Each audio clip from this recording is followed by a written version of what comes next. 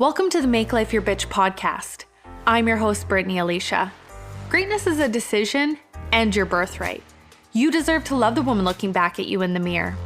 This show is for the purpose-driven female entrepreneur who is committed to only counting the time she gets back up. The woman who is ready to ignite the flame within, find her voice, and use the power of her story to transform the lives of those around her.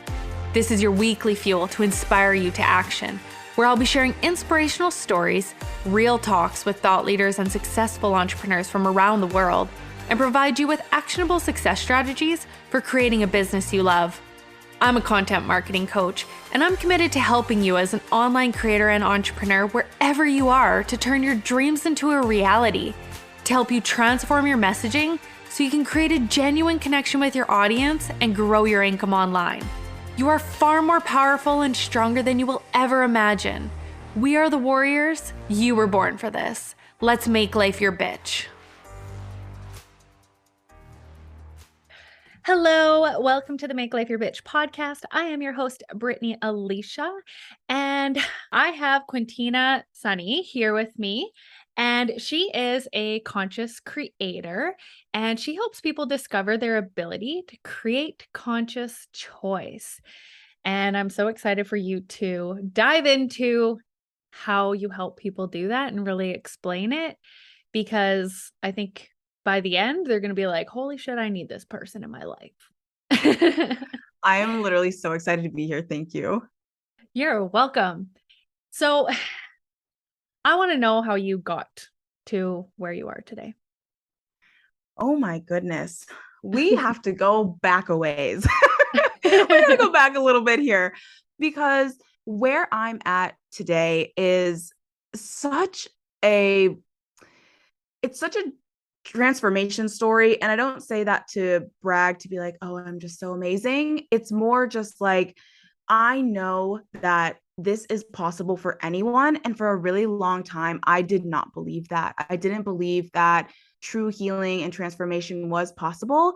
And so being able to be here and now being able to teach other people what I've learned along the way, really being the lines human design, that role model, kind of going first with the trial and error and being able to teach people in that way. If you don't know human design, but I am just obsessed. And that's one of the things that I use for conscious choice we'll get into. But yeah, we kind of got to go back a little bit. When I was younger, I had a lot happen in my young life. I was adopted by my beautiful, amazing grandmother. She was such an amazing person, so loving, so caring, did the best that she could. And my biological mother wasn't really fit to be a mom. And I'm so grateful for my life, but also would have understood if I wasn't here. But thankfully, even with all of her drug use and everything, I mean, I think I turned out pretty okay. So she just wasn't able to take care of me. So my grandmother stepped in. And when she passed away, I was 10 years old. And that was the most devastating part of my entire life. Even in that time, I was also being sexually abused by my uncle who lived with us. Nobody really knew about it. So there was like an element of feeling like I was already abandoned by my mother. My grandmother was doing the best she could, and we were dirt poor. And then on top of that, she had her son, my grandma had her son, my uncle, living there, and not even really realizing what type of person he was. And so that really created a lot of painful moments in my life. Even though back then, I know this is really uncomfortable for a lot of people to talk about, but I think it's really important for those people who do feel this way. If you were abused as a child and you either sought it out or you didn't see it as abuse as a kid and you thought it was like this secret between two people and like, you know, it felt good and you loved this person and you didn't really understand the dynamic, I think that's really important to share, because it goes into my later life story and how I ended up being trafficked and manipulated, terrible relationships, just the domino effect that it it just made them all fall one after the other. And so I finally was an adult. I went through two more families, and one of them we did not get along. It was not cute. More abandonment wounds there, and then coming up with my last set of parents who got me at 13. And I mean, we've all been 13 before, okay? Like that's a rough age to begin with. But then on top of that, being having all of the emotions and just the trauma that Hormones. was, yes, oh my gosh, everything, like trying to figure out who I am as a person, what I believe, like really coming into that like teenager phase. And I was a little bit rebellious, promiscuous, and it was a lot. And when I what I realized was I just wanted attention from anybody because I didn't feel like I was able to get the type of love. My love languages are words of affirmation and physical touch. And none of my sets of parents, except for my grandmother, were like that. They weren't able to give that to me. So I sought it in other places and other people, even when it wasn't the best. And I'm sure that so many people can relate to that because I mean, countless people that I know have been in relationships that it's not good for you, but it's like they give you what you need sometimes. And that sometimes is like just enough to keep you hanging on, but it's not enough to be healthy. It's really those toxic relationships. So that's what I got into. And when I was trafficked, I was 20 and turning 20. And this just really happened because I was so vulnerable. I had just gotten out of jail for something I didn't even do, lost my job, lost my car. It was broken down. I was sleeping in it. It was bad. Like just the epitome of like rock bottom. And some beautiful man in a gorgeous dark green Lexus drives up to me and says, "Hey, do you need a ride?" And I'm at this point, I'm like, of course I need a ride. Do you know what I've been through? And got You in the have car. no idea. No, literally, like the way I need a ride right now. Right. Yeah. And you're like, I manifested this. This is great. This is great. Just kidding. No. And it's so crazy how it even happened because when he met me, I was actually looking for a pawn shop to sell some stuff at. I had only been in Colorado. That's the state that I ended up in. I'd only been there for a couple of months, and 6 weeks out of that couple of months I spent in jail. So I had no idea where I was going. I had no idea what I was doing. And so, he showed me the kindness that nobody else would. My parents showed me tough love. They were like, you made your bed, you lie in it. And I'm like, looking back at that, I'm so grateful that they didn't bail me out. But at the time, I was obviously pissed and so heartbroken and just wondering, when are you going to love me the way that I need you to? And that was the breaking point for me of just like, I don't even care what happens to me in this life. I'm just done. If whatever happens. And so he was telling me like, I do like, should I get you a hotel? Should I, whatever? And he did. He got me food. So I got to shower, all that good stuff. And when I thought about like, how am I going to make money? And since I had pending charges, I had pending charges, 3 felony counts. And I'm like, nobody is going to hire me with 3 pending felony charges. Like no one. So like, what am I going to do? And so I was like, you know what? I will just hit the track. And when I said that, I really didn't know exactly what I was saying. I kind of knew because my mother, my biological mother, was also a victim of survival sex and prostitution. And so I kind of knew that. And I was like, you know what? I'll just do what she did and it'll be fine. Can't be that hard. Just wait on the street corner and they'll just come. You do what you got to do and then you leave. And he looks at me and he's like, do you even know what you're talking about? Have you ever done that before? And I was like, no, but it can't be that hard. And he was like, no, no, no, no, no. If you're going to do that, let me show you this way and we'll see like if you like that better. How did this man know? Like he literally pegged me. He was a literal pimp and had done this many times before to other women. So he showed me how to post on Backpage and I did outcalls, which is where you go to the buyer. And I did that for 3.5 years. That And is a long fucking time. oh my gosh, it literally felt like a lifetime. Like sometimes I think about it and I sit there and I'm just like, that wasn't real. Like that literally was not a real time in my life. But it really, like 3.5 years, that's a huge chunk of my life. That's my whole early 20s basically. So it was a little crazy. And finally I started to realize when we got another girl, they call them wife-in-laws. When you have multiple women under one pimp, that's your wife-in-law. And she would not leave. I scared all the other ones away, but this one, this one would not go. I was like, why won't you leave? What the hell? And so I started to get really jealous because even though I was bottom bitch, and bottom bitch just means that you're kind of like the queen, the one that brings in the most money, the one that if there are other women, if you have other wife-in-laws, they go to you before they go to daddy pimp or whatever.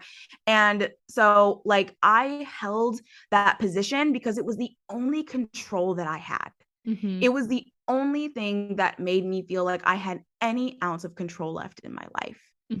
And every other decision, when I ate, when I took a shit, when I would breathe, was all like documented and like it felt like it was planned out for me. I had no room for my own choices. And one day, and I blame Nexplanon, but I'm also thankful. If you don't know what Nexplanon is, it's it's a birth control that goes in your arm. They put like a rod in your arm, for your birth control. And I had never had this one before, but it made me psychotic. I was a bitch. I was like, and not in a good way, like just the epitome of bitches be crazy.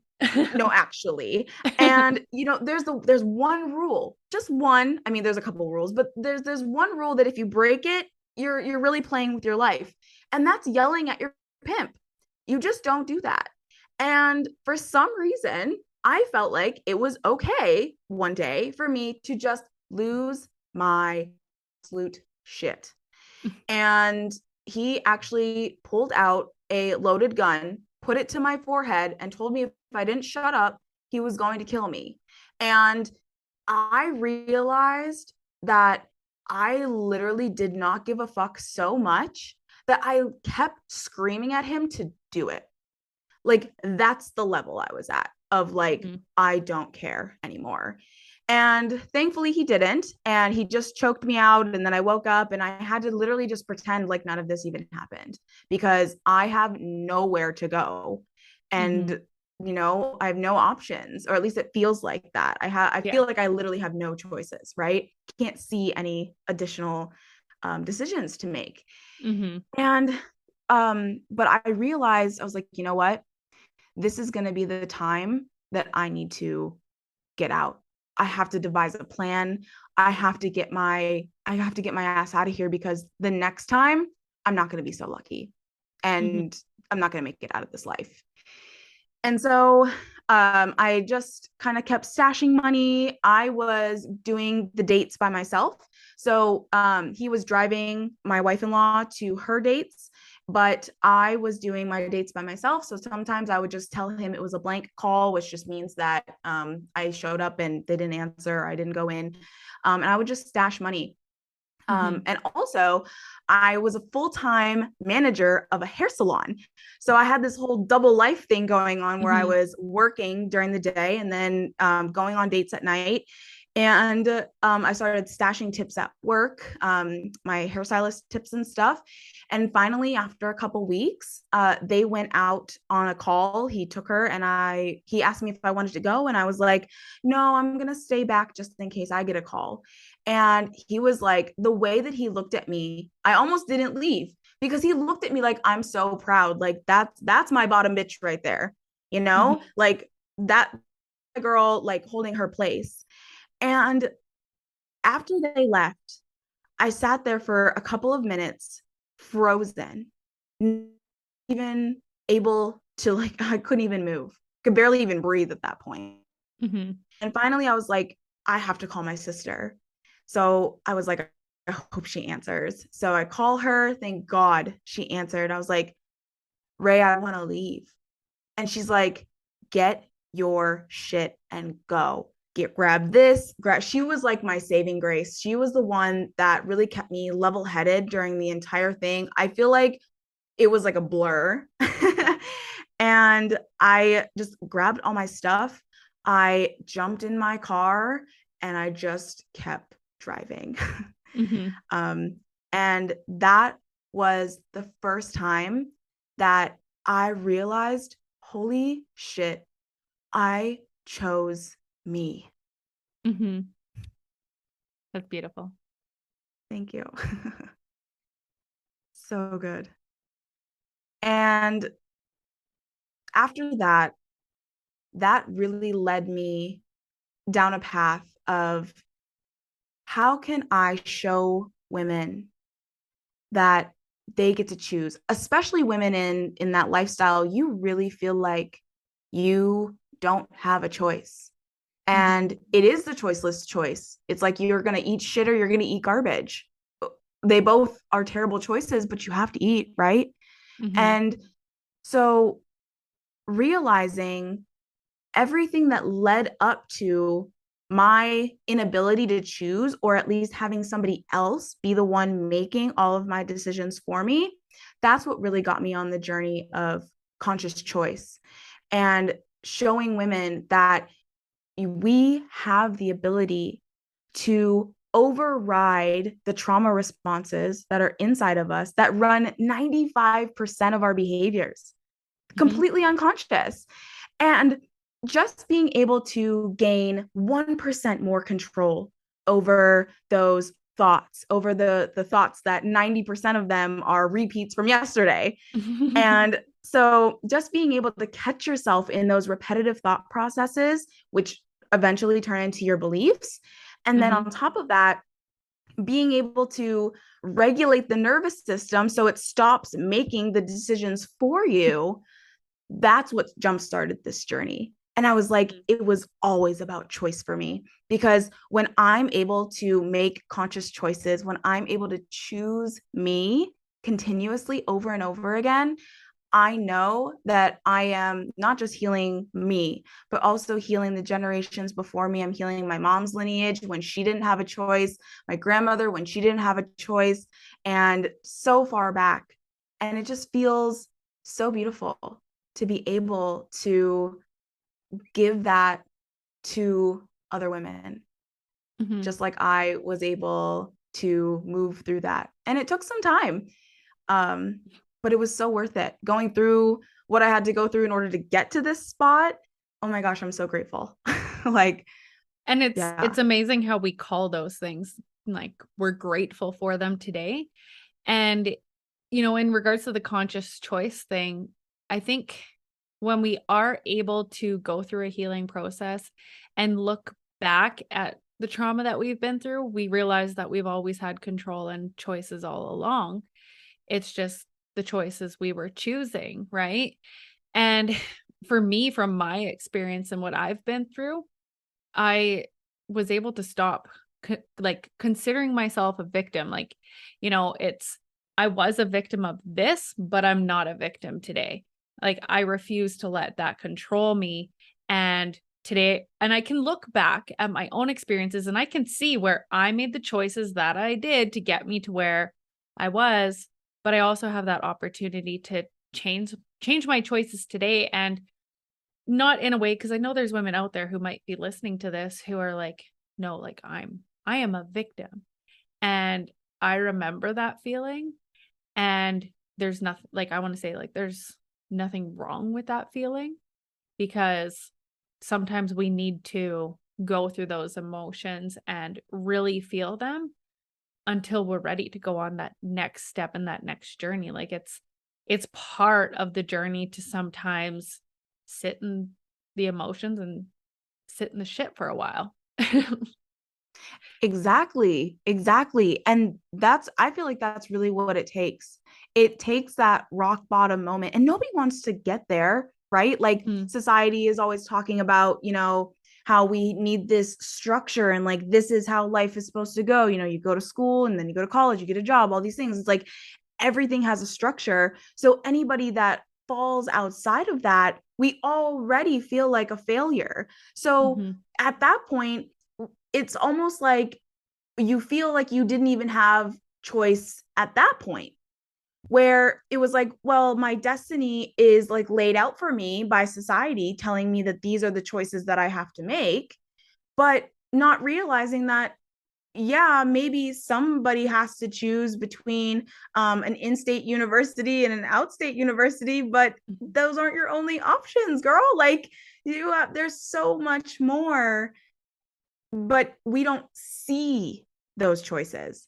mhm, And that's where I was in the moments where I felt like a victim. I really felt like, oh my gosh, like I literally have no other choices. These are my options. And until I realized, oh, wait a minute, just because I can't see other choices doesn't mean there isn't any. And it's hard when you're in survival, because I remember even for myself, my choices were stay where I was at in fear, but I had a roof over my head and I was safe, or how bad of a beating do I need to go through to get out of this? And some days it's just it was like today's not the day. Today's not the day. I can't go through that today, and what if I go through it and it doesn't work? Right. So there's, yes, you have choices, but at the same time, it's a harder than, in-state or outstate university. Yeah, Right. But yet exactly. you can talk to people who have been through that road as well. And they're victims of their mind, right? Like because they also have, like, people have experienced, the traumas of not being enough. And all of a sudden it's like they weren't on the streets or abused by someone physically, but, you know, they, didn't, they felt they didn't have choice between, they had to go to university, they had to do these things. And, if they've lived in a home where their parents had so many expectations of them, they felt like a failure if they didn't, or they felt, their parents were still forcing them to go. And it's almost that mental, and mental abuse. And I mean, there's so many great parents out there who they just want the best for their kids. Right. So, I mean, we can't also walk around being like, my parents were abusive. Right. Right. But, it is being a leader. Like, I know my little brother, he for so long was living at home, and my mom would say to him, and I mean, it's not that she was like trying to be abusive in any sort of way, and I don't consider my mom abusive at all, but she was kind of holding him back from going out and making those decisions to go to school because she watched my sister and I do it. And for me, I was, a free spirit where I'd go to university and then I'd leave and then I'd go back. And then I like got a diploma to be an x-ray tech and like then I was like, no, I don't want to do that. And she's like, so she saw what I went through, and she knows my brother is very much like me and a free spirit. And she said, like, I don't want him to go to school, invest all this money, and then not want to do it. Right. And so she didn't understand the program that he's in either. And so, because I think he's in like video production and all this kind of stuff that excites him, and her, like, she doesn't see it as like, those like baby boomers where they don't see is it baby boomers or Gen X? I can't remember. I think it's a little bit of both. Boomers, they definitely don't get it, but even Gen X. Well, because they have that mentality of like, you go to work, you have a career, you get a 9 to 5, you have the house, the kids, the dog, the vehicle, but you're in extreme debt, but don't tell anyone. Like, let's play the Joneses, don't tell anyone. And you have a pension, and you can start living your life once you retire. And when you're 65. Yeah. And that is their life. And they're like, they don't actually live. And so I remember when I told my mom I was going to start a business, she's like, but you've always wanted to be an X-ray tech. I said, that was a 13-year-old girl dream of mine, and I'm unapologetically millennial. And that's great. I did it. And I checked it off my list. Now what? And she's like, you can't live this way. Oh my God. Watch me. No.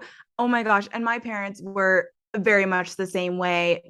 My dad's a chemical engineer, and my mom has a degree in hotel restaurant management that she didn't really need to use because my dad is very successful. And so, she was there to raise us, and my dad was there to work. And that was just the dynamic that we had. And we had everything when I lived with them. Like, we had everything that we needed and wanted, and everything was so great. But I also think that I was 13 when I came into their lives. I'm a whole person at this point. And I was the same way. Free spirit, was like very much like just airy fairy. Everything is like, yep, just wee with our little hand flutters, like just eccentric and weird. And they were not. And so, I give them so much props, because bringing in a 13-year-old and also like trying to guide me when I'm literally already solidified as like all my dreams and things that I want to do. And I wanted to be a hairstylist. And my dad was horrified. He was like, absolutely not. That is not a thing. You're not doing that. No. And I was like, no, I actually am. And he was like, well, we're not going to pay for your college then. And I was like, that's fine. And I think that's when he realized that I was serious, because I was like, I don't want your money. I want to go to beauty school. Like, I know this is my dream. And so it's so funny that you said that, because I was thinking about how people get really caught up in their what's my purpose? Like, it's like this big, like, existential crisis that everyone goes through. Like, I don't know what I'm supposed to be here for. And I want to give you some peace of mind to people who are listening, that your purpose is mutable and it transforms as you do. The purpose that you served at that stage of your life when I was an 18-year-old, oh my gosh, yes, hair and beauty was my purpose. And I lived that purpose to the best of my ability. I was so talented. I had such a passion for it. And I really made people feel beautiful, like I really wanted to do. And that was like my whole purpose behind doing it. And then as I grew, as I went through different things, as my life's circumstances started to mold me into something new, my purpose changed. And I was so resistant to that, because it felt like I didn't have any control over it, then oh my gosh, like I was supposed to be a hairstylist. supposed to be a successful own my own salon, have multiple chairs, booth renting, be a celebrity stylist, doing hair and makeup on magic people. Like, that was the big dream. And the universe had a different plan. And everything that I went through set me up for the purpose that I live now. Will conscious choice always be my purpose? No, but I think that it will always be something that's underlying for me, because the lessons that I learned around choice, really actually creating conscious choice, all came from my experience. And even as a coach, as a mentor, as a guide, as I morph and transform, so will my purpose and my message. And you just get to be so fluid with that. It doesn't have to be this rigid, structured, I'm going to do this thing forever. Because if you put yourself in that box, oh my gosh, the anxiety, the stress that comes with keeping yourself in that space, that box that you feel like you have to fit in, because if you bounce around, then you're there's something wrong with you if you can't just stick to one thing. And oh my gosh, you're always doing something different. It's like, yeah, I am always doing something different, because I'm changing every moment. I get to be whoever I want to be in that moment. And I get to millennial. open my heart. Yeah. Like, I get to open my heart to whatever is moving me in that moment. And that's the beautiful thing, is instead of having anxiety about my future or being depressed about my past, I've learned that conscious choice comes from being able to be present and really understanding where your body is and where your mind is in the moment, instead of trying to control the future, which you can't. And, if you're going to guilt yourself for the past, you're really just torturing yourself. So, yeah. And I love that you said that, because it is the expansion. I think a lot of us, I mean, you've kind of shared it, have said, I'm bouncing around, I'm changing things, but it's expansion and growth. Like, to me, as you're sharing, I'm like, you haven't changed anything. You're just growing. Because for myself, for example, at 13, when I made the decision to become an x-ray tech, it was because I had a brain tumor and I wanted to give back and to help the way that I was given. And then I become an x-ray tech, and within a month, I'm like, now what? And I'm trying to kill myself, because like, I feel like I don't know my purpose, and why am I so upset about this? Like, this was supposed to be the path, right? And then all of a sudden, as I'm going through that, I realized, and I'm seeing all these people struggling with addiction. I had struggled with addiction. And all of a sudden I realized that the reason these people are all so sick and coming into the hospital all the time is because they're stressed. Why are they stressed? Because they're not going after their dreams. And all of a sudden I hit this wall where I'm just like, how do I want to help these people? Right? Well, if you actually look at tracing it back, it was because I was helped. So I wanted to help other people. I became an x-ray tech because of my experience, and continued to go into, making life your bitch, where it was like all these pieces and all this trauma that I had in my life was really guiding me here. And when I actually can trace back my path, it's just been constant growth. And I mean, it's going to be ever expanding. And, for myself, I ended up dropping the brand, the Independent Boss Babe. It's still like my website at this moment of this recording, but the Independent Boss Babe, because I had two brands, and it was like, I kept being told, like, in my mind by the universe, it's like, it's time to let that go. It's time to let that go. And I was so stuck in, no, like, I can't, because that's what I'm known for. And all of a sudden I let that go. And it was like this freeing feeling of, now I'm going after it, because I'm not just teaching people strategy anymore. I'm helping women own their stories so that they can run thriving businesses, to create a ripple effect of helping women go after their dreams in this world. And so when you're sharing and you're talking about everything, it's like, being a hairdresser, it's because you wanted to help women feel beautiful. And at that point, it was like, feel beautiful on the outside, help them on the inside. But this is what I'm hearing. You tell me if I'm wrong, but it's like, as I'm listening to you talk, it's like you took this next step into the conscious choice of now they're actually being able to really tap into themselves. And it's not just about the surface level feeling beautiful. Now it's so much deeper. And I think for us as entrepreneurs, we have awareness around that. And I think if we have awareness around the purpose type thing, but I think as long as we're aware of that and we don't try and necessarily control it, but follow our hearts. I know a lot of the stuff that you you share and your branding is all about the soul, right? And Yeah. we're being soul led. As long as we keep being soul led and continuing towards it and trusting ourselves, which can be so fucking hard. It can be Girl. so hard. Girl. Man, this was actually something recent that I experienced where I really had to take a leap of faith. When I went to Ghana back last year in November, I really was like, I'm moving here for a man, and we were in love and everything was beautiful. And I was just like, fuck it, I'll go to Ghana. Like why not?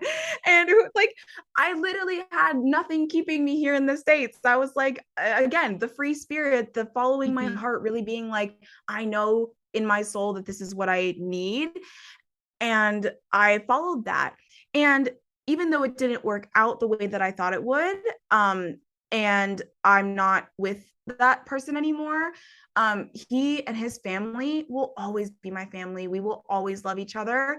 And it was just that we had different ideas for our life. We just had different life paths.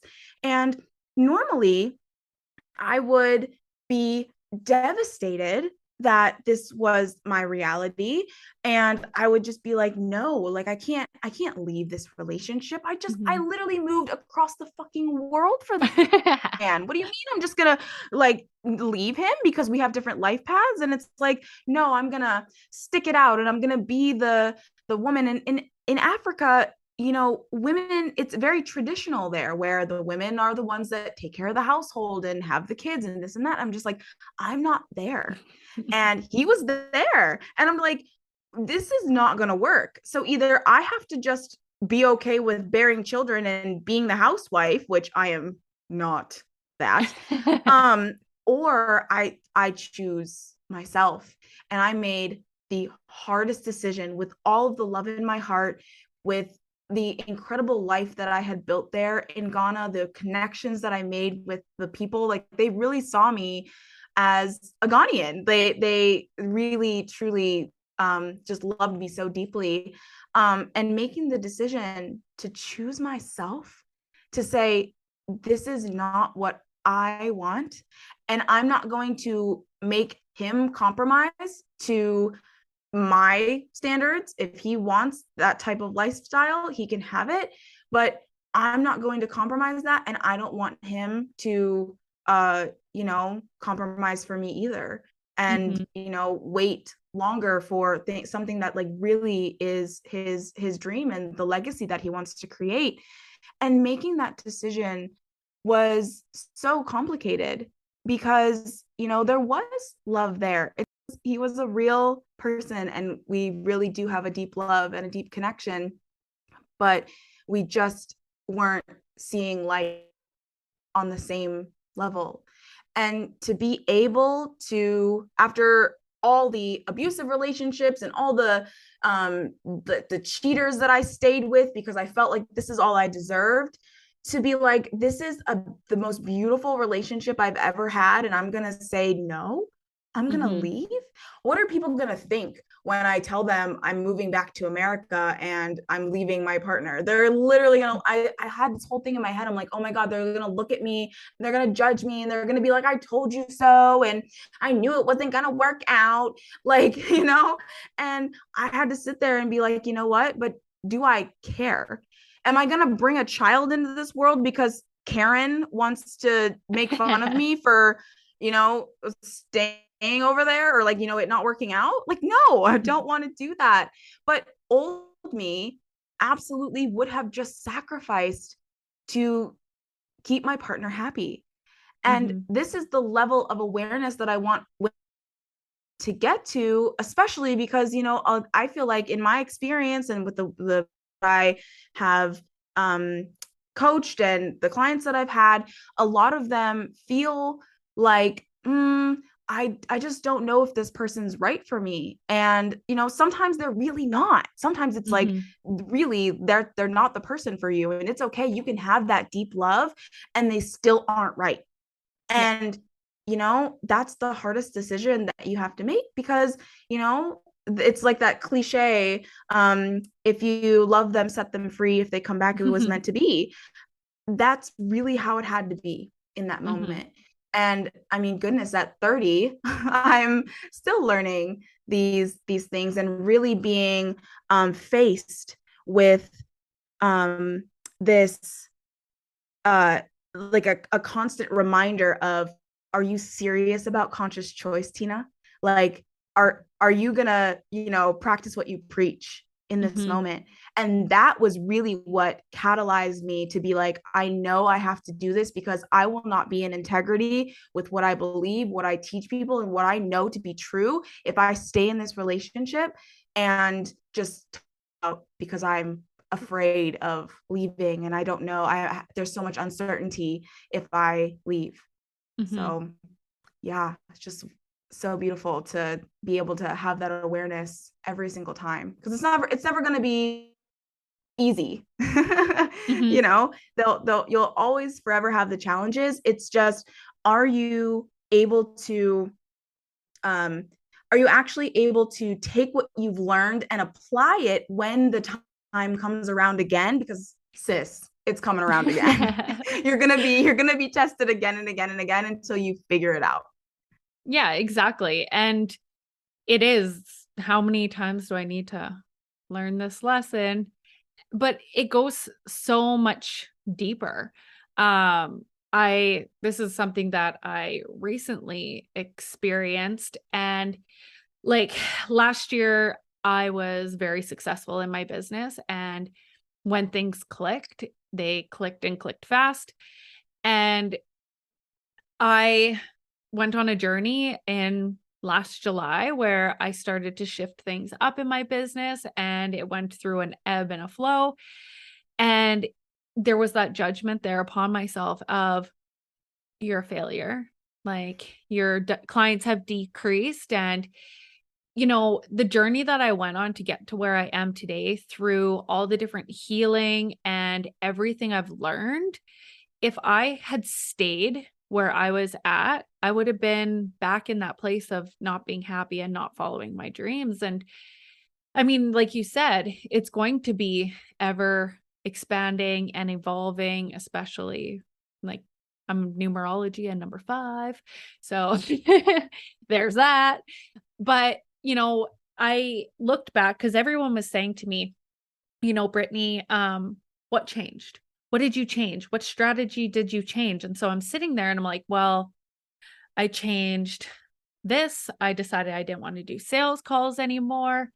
And so I blamed it on that for a while. And I was like, well, because someone told me, oh, you don't have to do sales calls. And I was like, I want that.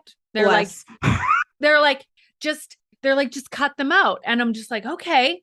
And then all of a sudden, we're a few months later and I'm like, but they didn't tell me what to do instead. And so as like all of a sudden my income started dipping, I thought that it was me. I thought it was my business.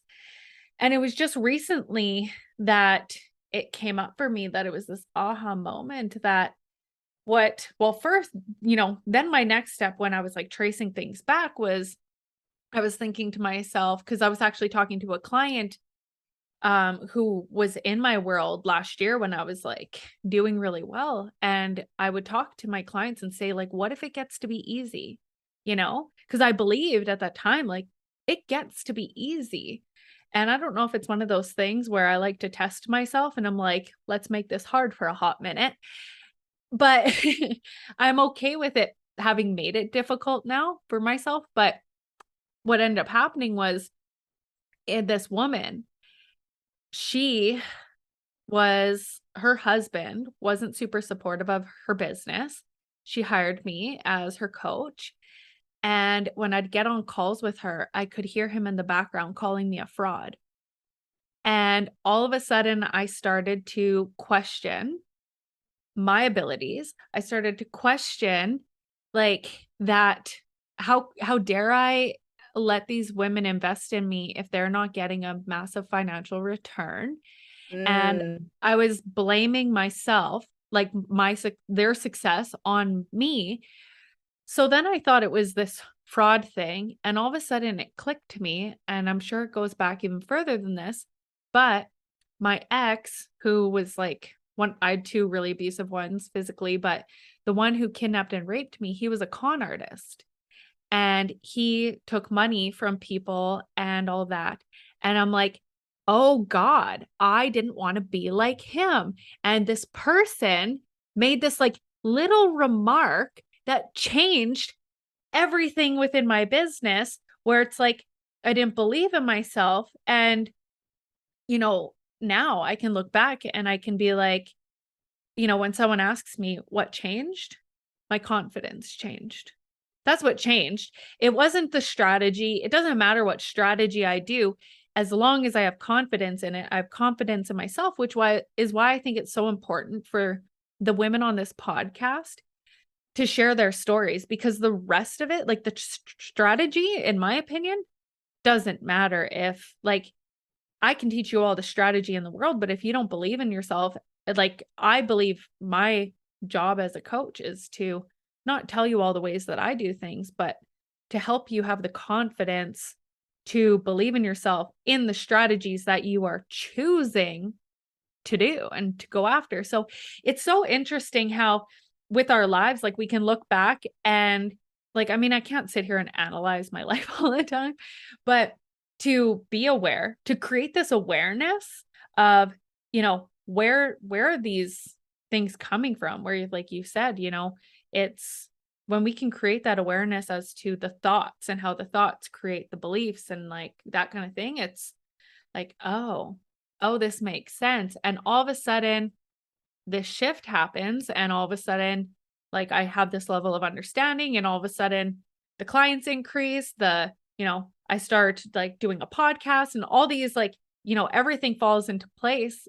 But I truly believe the journey I went on last year, and a knowing where it's like, I know this is just a moment in time and that there's so much I'm learning.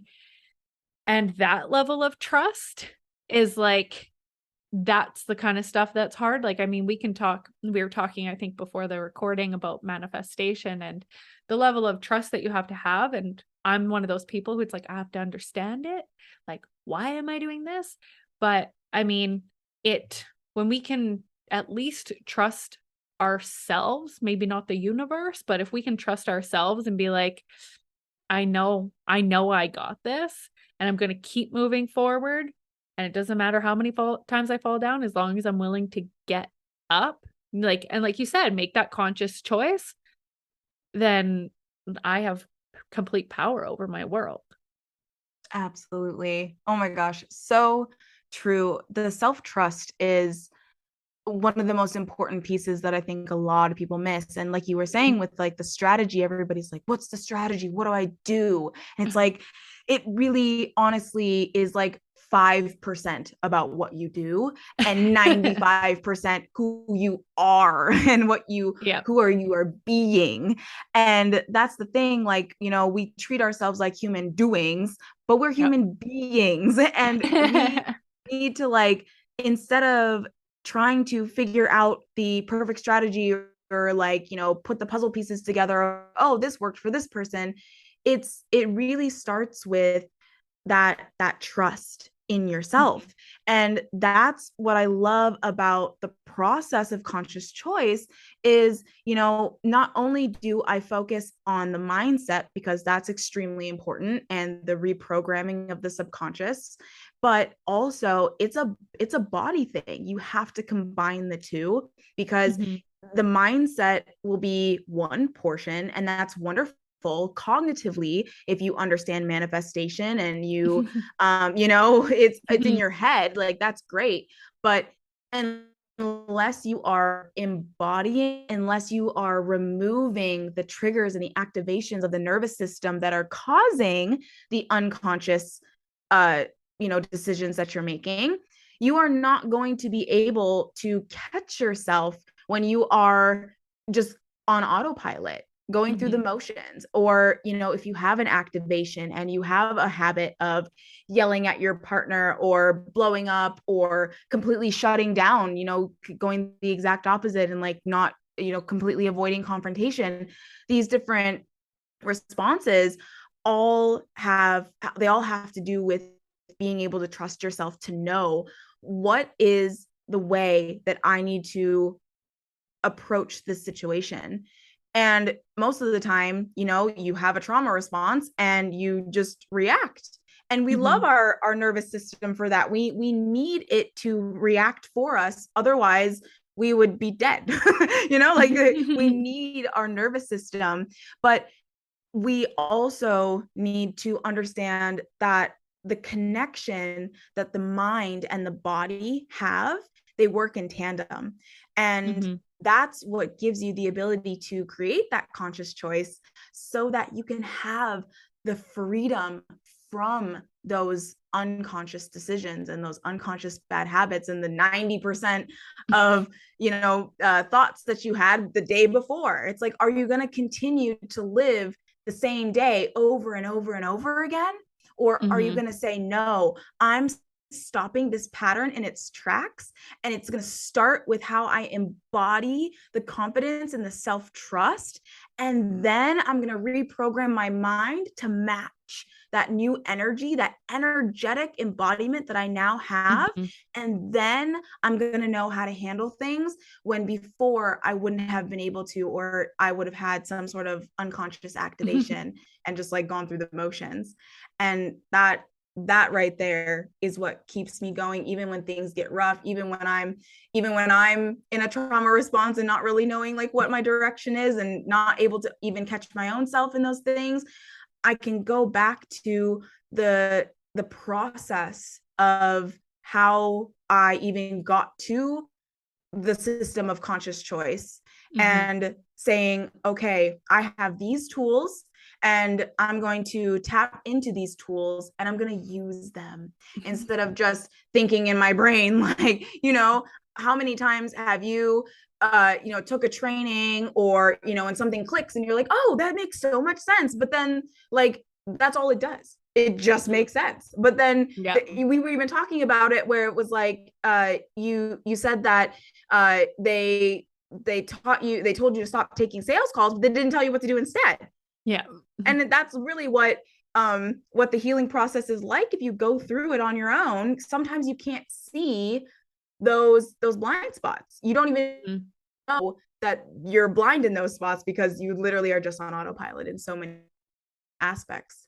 And the interesting thing about that is, I mean, I had a coach who should have been like, I should have been able to be coached through that. But I think that's why it's also so important for us to have coaches in the sense, or mentors or whatever, so that we can, when we make these decisions that it's like, oh, I no longer want this here, that we do have someone who can say, okay, we're removing this. This is what to do next, or let's find this. Versus that was one of the biggest things that I found that I struggled with that individual, was that I continued to be in their programs. And like you said, they made sense. They make sense to me, but I have a missing piece. And I mean, for me, I realized that the missing piece was inside me all along, but it took me a fucking year to figure it out. You're like, had I had a different coach, I would have been probably able to figure that out sooner. But I appreciate the journey I've been on because energetically, it's changed who I am as a person, right? And Yeah. even if I did get that solution, then I might have gone back into just being a strategy coach versus now I'm like, no, like, and it was funny because the biggest thing that would bring me back to my purpose or my why, like we were laughing about the word purpose, but the real reason why I do what I do is what I used to do was listen back to the introduction of this podcast. Because at that point, I was very much in alignment with who I was. And like that, I created that introduction 2 years ago and got lost along the way of my journey. And so I used to listen to that to bring myself back to what am I doing this all for? How do I help people? And we go through and we compare ourselves. We see someone who's like highly successful. And I'm like, who's going to want to hire a content marketing coach, when they have all these like money coaches out there?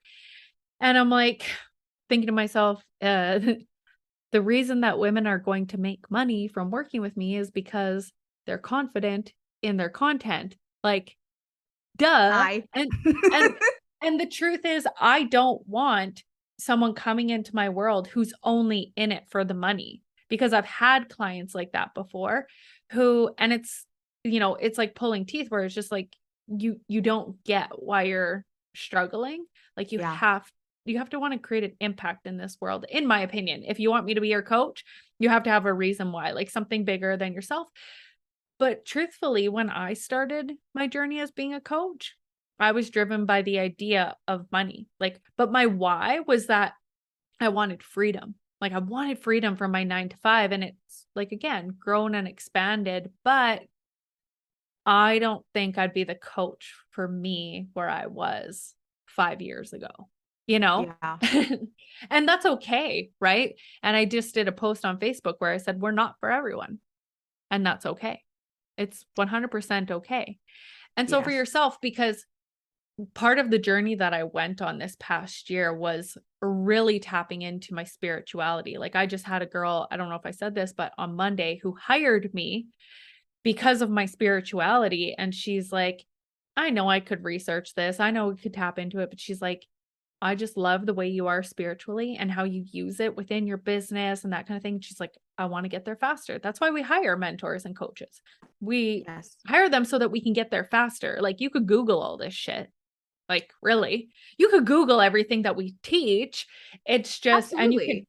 work through the strategies yourself and try and figure it out and try and heal yourself. But, do you want to get there faster? And so I mean, I wouldn't be where I am today and understand myself spiritually if I didn't go through the journey I was on. And, I don't use it with my clients, but like I have my level 1 and 2 Reiki and, I've done timeline therapy and it's like all these energy things, but I did them for me first. And I think that's so important is that we do them for us first and we don't take a course or a program in the idea that I'm going to teach someone how to do this because it's not embodiment.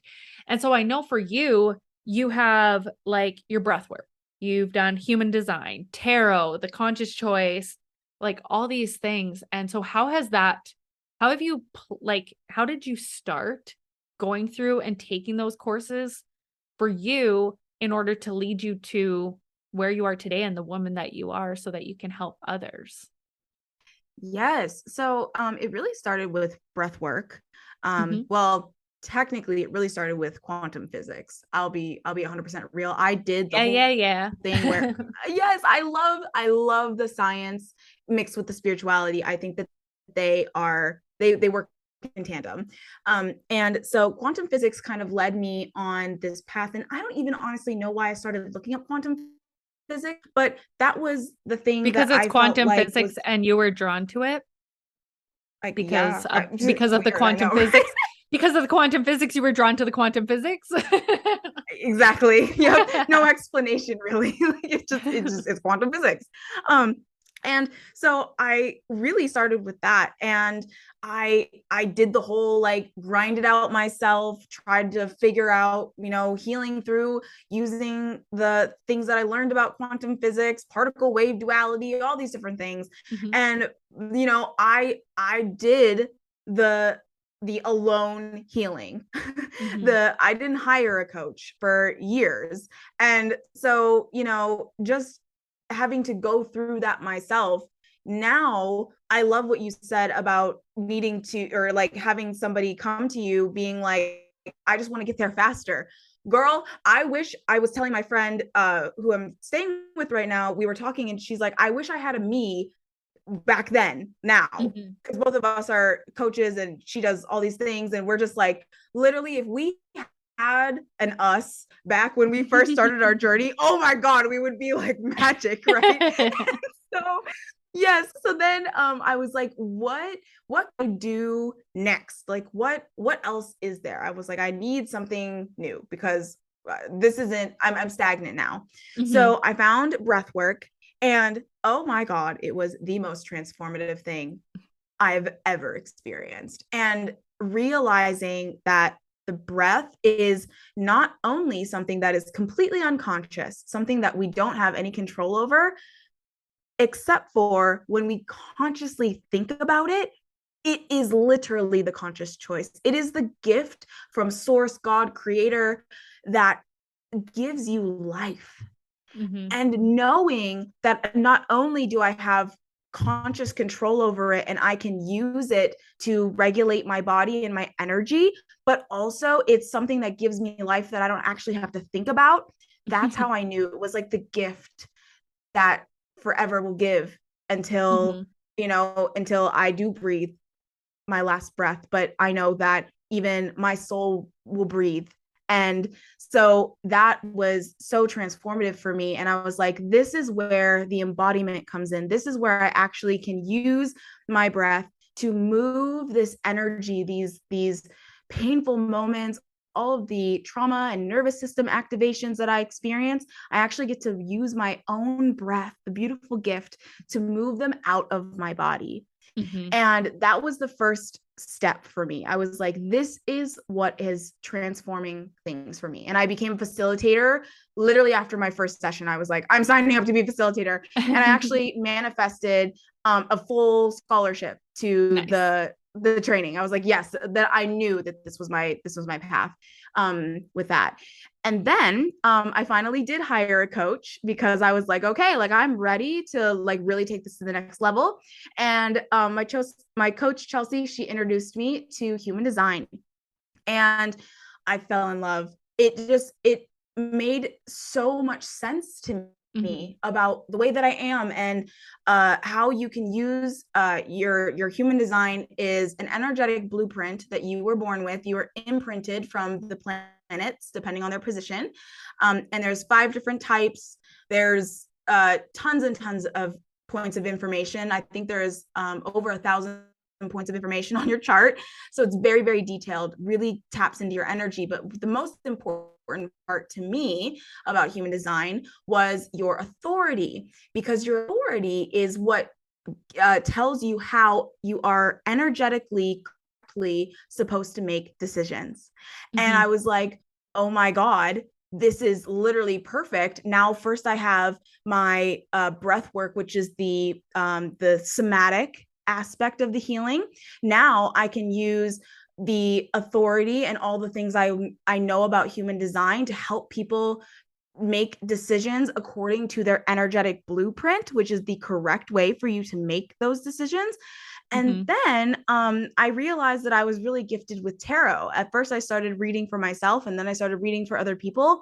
And I realized that tarot, the way that the energy at least works for me, and the way that I use it and understand it is a tapping into your subconscious. The cards are a 3-dimensional manifestation of the subconscious blocks that are in your body. So depending on the question you're asking the cards, it will present to you the subconscious energy that the cards are feeling. And then me as the translator, I'm able to dig into the subconscious blocks that you can't even see, that I couldn't see initially without the help of the cards.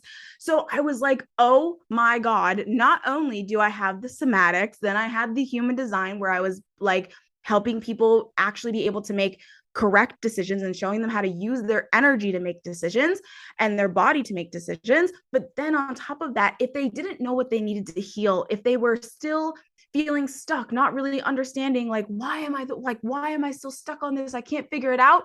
Let's ask the cards. The cards will literally bring it up for you and they will tell you the story of your subconscious blocks and beliefs. And so I use those three in tandem to make conscious choice. And coaching people through the actual breathwork sessions, showing them about their human design, and then reading their, doing tarot readings for them, using all three of those gives them the ability to be like, wow, I didn't know that this was a block. I didn't know that this was still living in my body. And now when they do leave me, because, I don't think my clients are going to be with me forever. I hope that they're not. I want them to, fly and be free on their own.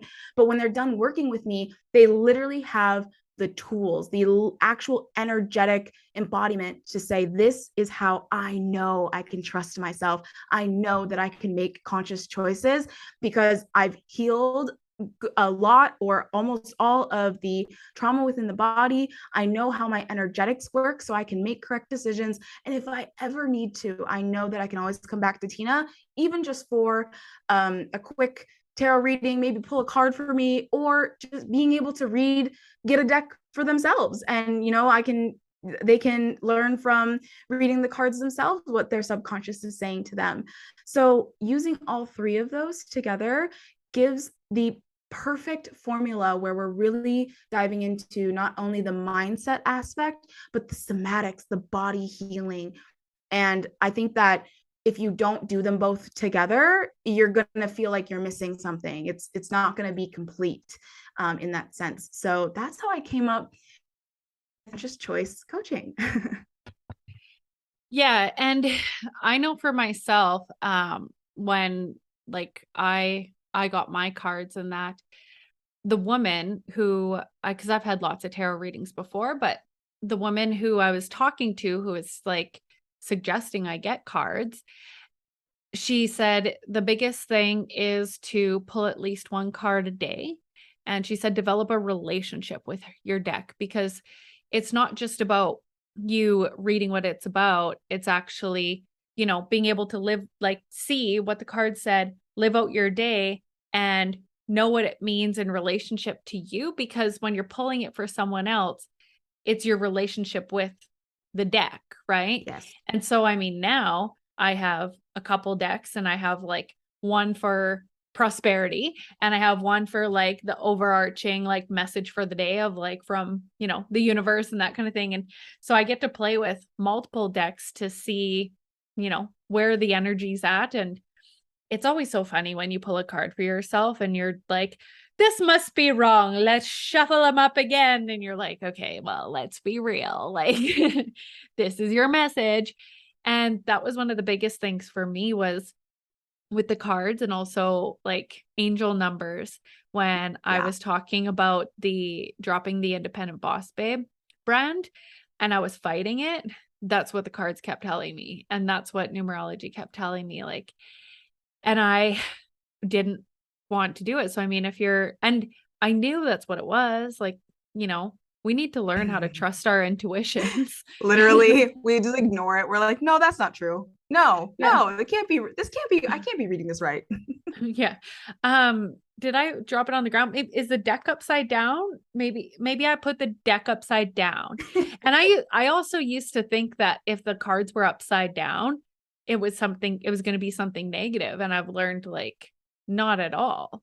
There's a lot of amazing things that can come through for you in regards to, really listening. And you don't need to look at it and be like this. Oh, you listen, like look at the message and it can seem negative, but all of a sudden when you actually tap into the real message, you're like, no, this isn't like you have to trust the process of like the journey you're on. And sometimes the journey you're on and you think it's super great and the card says, like being excited about the fact that, okay, well, what turn are we taking here? This is exciting.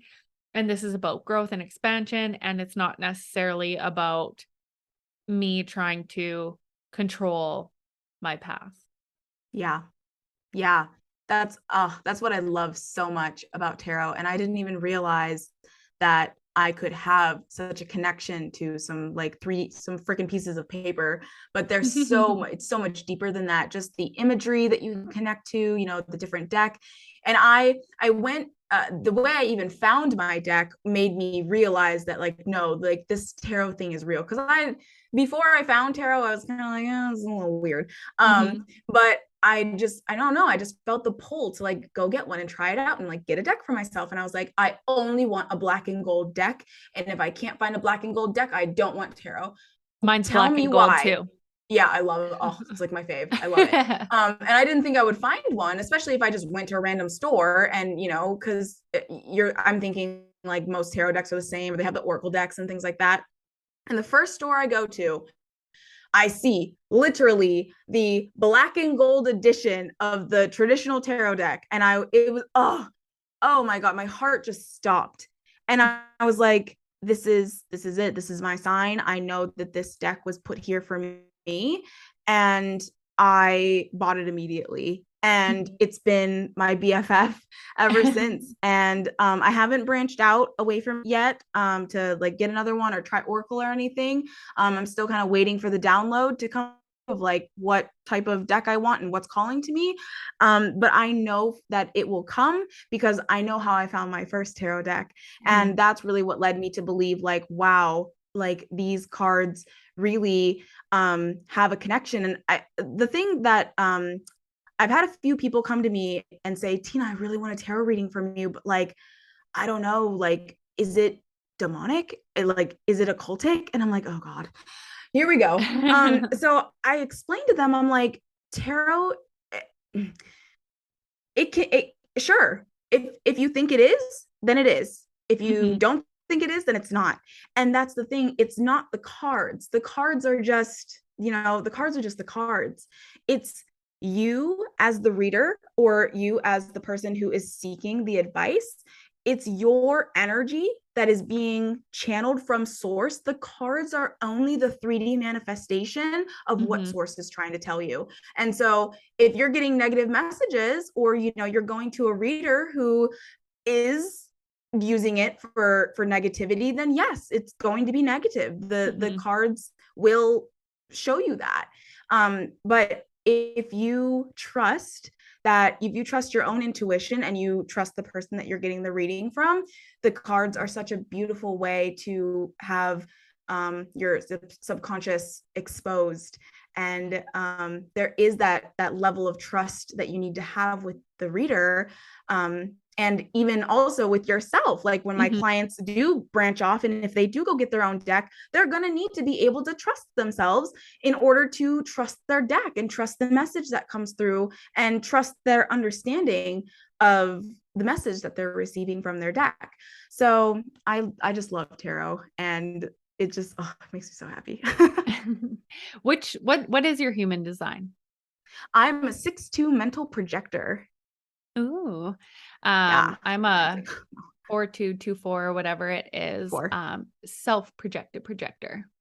I love I'm a knew leader. I liked you. Oh my I'm a God. leader. Yes. Oh my goodness.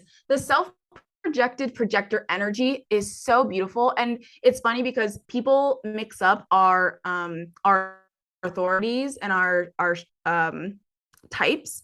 And I'm like, no, they're very different. Our authorities are completely different. That's a whole nother conversation. But I love SPPs because, oh my God, just the magic that comes and that actually makes a lot of sense because of the surefire way that you express your direction. That really is coming from that defined G. Do you have obviously it's connected to your throat. Do you have the ajna as well, or just the throat and the? Mine is like, you mean like the G? G center Yeah, so or you what? have the yellow or the yellow diamond and then the brown square. Do you have anything above that? Do you remember? No, I don't. Oh, so yeah, so you're literally when you speak, you are Hmm. literally speaking from your identity because of Yeah. that throat connection. Like you literally speak from your identity and that's just so beautiful. I'm here to speak my mind. I just have my ajna in my throat. So I literally everything I think and believe comes out of my mouth. Hmm. And I'm very stubborn and it's hard to change my mind. So, Yeah. Well, and it's funny because I'm the right angle, right angle cross of rulership. And ooh. so like you know, my whole reading as I go through it and I like look it up and learn about it is like a lot of leadership, but I mean it's choosing to step into it. And it's funny because this morning I was actually reading about my daughters and she's 2 months old, but I was just like looking and it's funny because for her um I she's a generator. I can't remember what else is in her thing, but her level of what is it the like she's frustration, like when she's Oh not in yeah, alignment. her yeah. Mm-hmm. And I'm like, Not self-theme. oh yeah, she is. I see her frustration. And she just gets so frustrated. And like even at 2 months old, she's like, yeah. Like I'm So like, wild. I sense your frustration there, little one. Um, Yes. but Oh I my mean, gosh, with so human cute. design, it's so like it's fascinating and it's Truly. interesting because as I've tapped into more of learning and really understanding, like I was sharing with you, just manifestation in the last like the download I got in the last few days about the science behind it and being able to explain it to someone else in a dimensional sort of concept. And then with the feelings and being able to understand when other people talk about, the manifestation, just trust the energetics behind it. So being able to like put all these pieces together, but then also now understand manifestation from the science point of view that I understand it, like actually reading about the self-projected projector and like my human design, I'm like, I know who I am now. Like, Yes, that's what I love about human design because I felt so lost and I have an undefined identity center. So I literally get to wake up and be whoever I want every single day. And that Mhm, was scary as hell when when my coach was telling me about this, she scared the shit out of me, honestly. I was like, I'm never gonna know who I am. What do you mean? Like that was terrifying to me because I'm like, I thought for so long I have that defined ajna. So I'm like, I thought I was certain about everything. And that completely derailed me mhm, until I recognized, like, oh, wow, actually, this is such a gift that I don't have to be locked into any identity. And when I'm working with clients, I literally can pick up their identity. I can see mhm. so deeply. And that's the beauty of projectors. We see so deeply Yeah. into people and we're just like the uncomfortable penetrators. And like I love it. I love being able to just like zoom my aura right into somebody and just be like, ooh, I see all these things. I know. And um I find oh with my business too, when I'm hearing clients talk and like I sit there and I'm like listening to them speak and I'm like, I see so many things and I know what your problem is. And yep, I'll ask them, do you want me to talk you in a circle or do you want me to just tell you? And I mean, literally. and that's why like too with, with what I do with people who apply for the Make Life Your Bitch podcast, I actually have them, you know, tell me, tell me what you do. Tell me a bit about your story. And I reverse engineer it in the sense that, it's easy for me to look and be like, oh, this is the things that you do. This is why you do it. And, I can then, be able to ask questions that make sense. And people are like, how did you do that? The questions that you came up with, this is what because I'll say, this is what I'm seeing for you. Tell me your thoughts. And they're like, how do you do that? I'm like, magic. Literally magic. Projectors are superior. Sorry, We not are. sorry. Yeah. We're the mom diggity. I don't know. Sorry Canada to get like out. everybody else out there. Yeah. Um, and so like, with the modalities that you are using, how would you say that it's really allowed you to essentially take your power back in all areas of your life? Like, I mean, I know you've mentioned it a little bit with human design, with the breath work, with tarot. Like, how do you see now, looking back, how your life has played out and got you to where you are today, now knowing what you know? Yes. Oh my gosh. When you're going through those hard times, when you're going through those sticky situations, you literally sit there and you're like, why is this happening to me? And, some people really stay stuck in that and they just continue to, like, life is always happening to them. And I think my biggest shift was recognizing that life is happening for me. Mm-hmm. Even in those moments where I'm experiencing something that's uncomfortable, I now can look at it and say, wait a minute, I know that this discomfort is leading me to something. There's a reason that this discomfort is showing up in my life. It's allowing me to unlock something within myself. And instead of being completely unaware of this and just being like, oh, I have no idea, what's happening. And oh, this really sucks. And my life is so shitty. And, staying in that victim mode, like we were talking about before, I needed to take my power back because otherwise I was just going to continue to do the same things over and over and over again. I got sick and tired of learning the same lesson again and again and again. It was literally same situation, same shit, different toilet. Like, it was just like, this is ridiculous. What am I missing? What is happening? I'm thinking I'm leveling up. I'm thinking I'm different decisions. I'm thinking that, oh, if I do it this way, no, none of it was going to work unless I went through it again and again and again. And each time there's something new even though it felt like the same situation, there was something new that unlocked within me. So now, even just like a recent example, when I was deciding to come back to America from Ghana, I really had to sit there and be like, am I going to let this completely derail me? Am I going to fall apart, let my business crumble, let myself crumble? Or am I going to use this as an opportunity to start to understand myself just a little bit more and Mm-hmm. see what I'm capable of? And so that's what I did. Instead of, crumbling to pieces and being like, I feel like I just lost everything. I was like, you know what? I am a queen. And Yeah. like it was such a wild thing for me because I never saw myself in that position.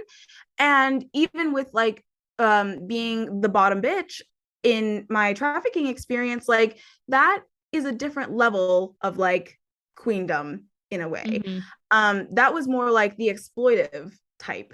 But I actually got to control my own power. I got to be Mm-hmm. sovereign and say, these are my decisions. I am going to own them. And instead of falling apart and crumbling to pieces like I always do, and of course, it always works out after I fall to the ground Mm-hmm. anyway, I'm going to skip over the drama and I'm just going to say, what is this trying to teach me? Because I'm done being the drama queen. I'm done Mm-hmm. falling into a puddle on the floor. I'm done with the hyperventilation. Like I just got so sick and tired of this just complete and utter meltdown every time some minor inconvenience was popped into my life. And in those moments now, when I see crazy things happening, I'm just like, wait a minute, I am ready to up level. This is Mm-hmm. not for my downfall. This is for my expansion. Bring And it on. I get so excited. I'm like, yes, fucking challenges. Like, yes, I'm going through some crazy shit. Like, oh, I'm having a trigger. Like, yes, what can I learn? Like, it's so weird because before I'd be like, oh my God, my life is so terrible, calling like all of my siblings bawling on the phone, just they're like, Tina, literally you cried about this 14 times in the past week. Like, you we need to resolve this somehow. And I just could not get over myself. And so finally I was like, wow, I get to take back that power and use the tools that I learned to and actually use them, right? Not just cognitively know them, literally embody the tools that I use so that I can move through those hard times and get to the expansion part without the total meltdown. That's awesome. So for yourself, how can people work with you? Yes. Oh my gosh. I love this because there are a few different ways. If you are somebody that loves community and you like a little bit of drama, I have a membership called Unrestricted. And this membership is where I show you in real time when I do have meltdowns or when I am going through something hard. And most coaches, I think there's like a highlight reel around it, around coaching in a way in the space. And in Unrestricted, it's a private Instagram where I show you all the behind the scenes of when I'm actually going through something. And I show you the tools that I use, the breath work, the tarot, and how I maneuver my human design. I can help you do that. And it's in a community. So it's a membership group and you get the community support and everything like that. Just so, so cool. The women that are in there absolutely love it. And they just feel so connected. It's like, oh, I actually have somebody to like come with me on this journey. I'm not just like alone doing like the fun stuff. But then I do have the conscious choice coaching. So if you're like, I am so ready to connect my body healing and my mental reprogramming, and I want to do them, and I want to be like like your client who's just like, oh, I just want to like get there faster, then conscious choice coaching is for you. That's my one-on-one container, my most intimate way to work with me. And yeah, so those are my two big things right now. What are your handles? At Quintina Sonnie. So it's just my name pretty much everywhere. TikTok, Telegram, Instagram, Facebook, all at Quintina Sonnie. Perfect. And that's Sonnie, just for anyone listening. Perfect. So is there anything that I've missed that you're like, you like the listeners, like you guys need to know this? Ooh, I mean, we covered so much. This was so, so beautiful. The only thing I think I would add is recognizing that the amount of freedom and incredible sovereignty that you get when you are able to finally override your unconscious behaviors and make conscious choices, it will change your life. So even if you just listened to this and this resonated with you, remember your power and the sovereignty around your conscious decisions. And that is what's going to lead you into your power. Perfect. That's so beautiful. Awesome. Thank you so much for being on here. I think we covered so much and it really allowed people to see the journey that you went on and how you got to where you are today. And I think it's very empowering for women to be able to see that it doesn't matter where you're at in life. It doesn't matter how hard things are right now. Like the possibility for you to come out of it it's there, right? It's just like you said, it's a choice. And I understand that the choices aren't always easy, but by continuing to listen to podcasts like this, being able to connect with other people online, hire a coach or a mentor, you're going to get there faster and you're going to be able to make life your bitch.